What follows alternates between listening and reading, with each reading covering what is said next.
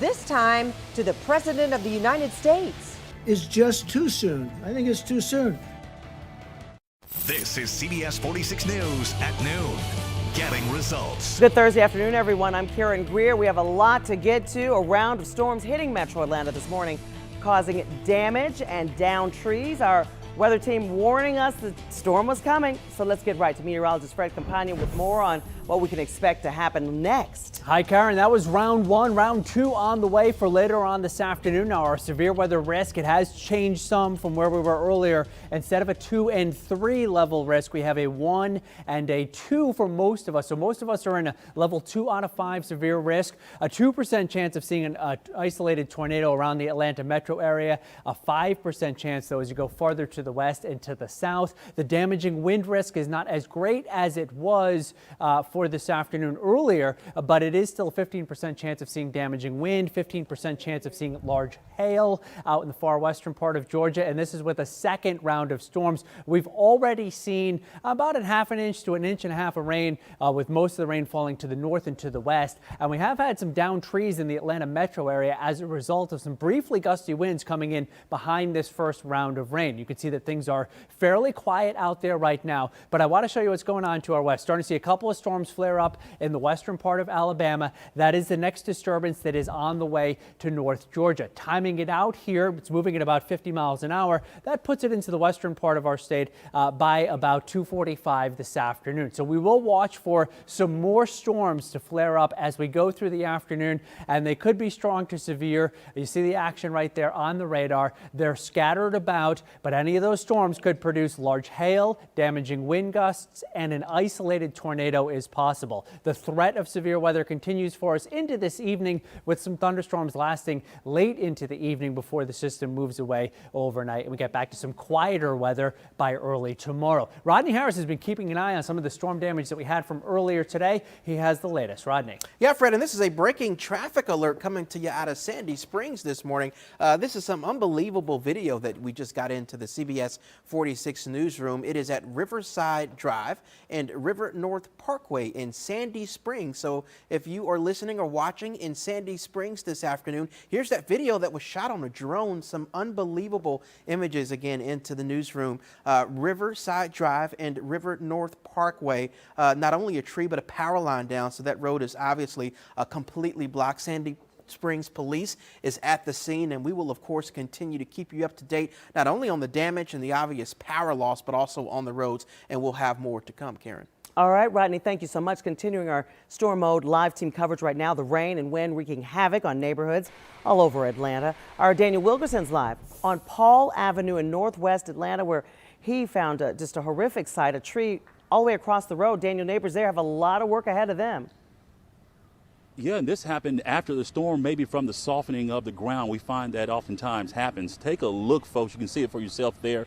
This stretched across this road here. Woman says it happened right in her front yard, the trunk of it in her front yard. You can notice there, Gino, if we take them up high, the tree fell on power lines. And so we don't have any word of outages just yet, but those are probably sure to come. So you have to watch out for those trees that are in that soft soil. Let me show you how our morning started this morning. Take a look. We started the morning on Maxwell Drive in Southwest Atlanta. Nearly 30 homeowners woke to this, a tree across their street that brought down power lines with it. Utility crews worked for hours to get those back up. And then take a look at this, a scene a few hours later on Guilford Forest Drive, also in Southwest Atlanta. Homeowners there woke to a tree across their street.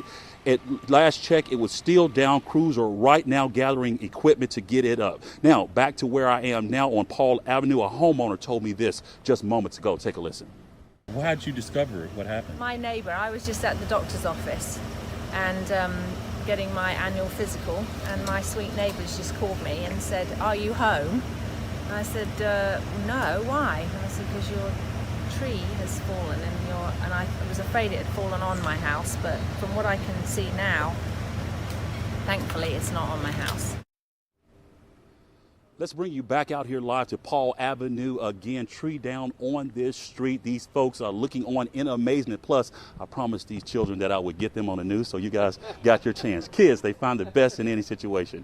We're live in Northwest Atlanta. Daniel Wilkerson, CBS 46 News. I love that, Daniel. Glass half full for them for sure. Remember, download our powerful CBS 46 app. Stay ahead of the storms with alerts right down to your zip code. You can find the CBS 46 streaming app in our Apple App Store and on Google Play. Megan? Hi, Karen. I'm Megan Packer at the Live Desk with the latest on what's happening with unemployment in the country. About 1 in 6 American workers have now lost their jobs since mid-March. It is the worst string of layoffs on record. Today, we learned 4.4 million people filed for unemployment benefits last week. That brings the total to 26 million Americans in the last 5 weeks. Here in Georgia, almost 900,000 people have filed for unemployment since mid-March. Let's take a look at Wall Street right now and how the market is responding. You can see the Dow is in the green right now, up 307 points, more than 1%. We will watch these numbers closely for you all day. And we do like to let you know when companies are hiring. Hosea Helps is looking for a few different positions to be filled, including a case manager, human services receptionist, marketing development coordinator, and a truck driver. The state's online job listing service currently has more than 112,000 jobs posted. You can find more information about who's hiring on our CBS 46 streaming app anytime.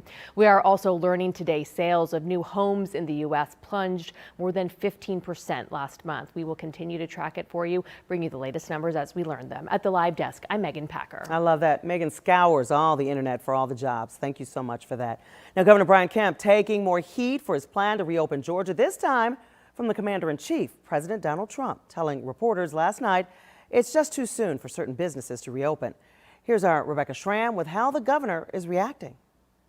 For political observers, this is pretty juicy stuff. A Republican president admonishing a Republican governor. But for some here in Georgia, this is all pretty confusing.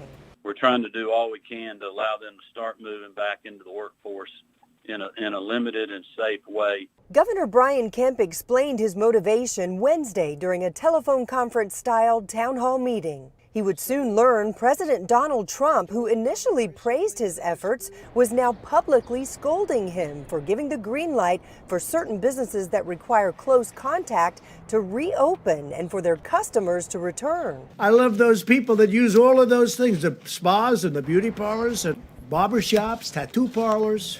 I love them. But they can wait a little bit longer, just a little bit, not much, because safety has to predominate. We have to have that. So I told the governor very simply that I disagree with his decision, but he has to do what he thinks is right. The president's remarks left some supporters confused. Just days before, he had tweeted support for people in Democrat-controlled states who've been rallying for businesses to reopen. Kemp responded to the president's admonishment with a series of tweets making it clear he's not backing down. And this morning, he sent out a reminder of the long list of health and safety protocols businesses must follow if they choose to reopen. In Atlanta, Rebecca Schramm, CBS 46 News. Rebecca, thanks. Atlanta Mayor Keisha Lance Bottoms says she has been called a racial slur over her views on reopening the state and the city of Atlanta. Late last night on Twitter, Mayor Bottoms sharing this text message sent to her phone from what appears to be a State of Georgia email account. It uses the N-word and tells her to shut up and reopen Atlanta. The mayor says she prays for the person who sent it. We reached out to Governor Kemp's office about the message, and we do know at this point that our Bobeth Yates has spoken with someone, and she is working on that part of the story at 4 o'clock where that tweet may have come from. All right, one of the mandates Governor Kemp telling us would help him reopen the state is the availability of more COVID-19 testing sites. And today, 4 new drive-through testing sites are online for Metro Atlanta residents. Augusta University Health has the 4 locations across Metro Atlanta with results provided to patients in 72 hours or less. They're at Greenbrier Mall in Fulton County, Kennesaw State University in Cobb County, Georgia State University Stadium, that's in Fulton County, and the Decatur Armory in DeKalb County. Now we have the exact addresses and all the information you need to know how you sign up on that app on our streaming app at CBS46.com. You can also call AU Health Express And that number, all the information, once again, on CBS46.com.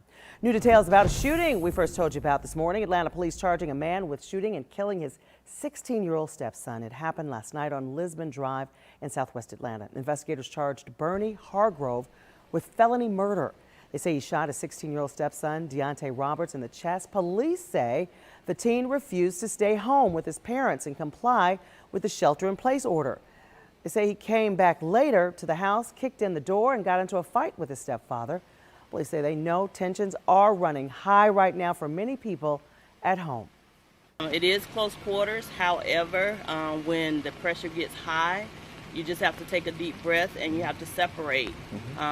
People are on top of each other right now. Again, Hargrove is facing felony murder charges. He was booked into the Fulton County Jail. Still ahead, a story you saw here on CBS 46. First, a local senior facility where people are concerned about catching the coronavirus after a number of deaths. But now the families are taking legal action. Fred. The last of round one of the thunderstorms moving right now through our southern area. Still some rumbles of thunder down near Thomaston. We'll talk about round two that's on the way for this afternoon coming up.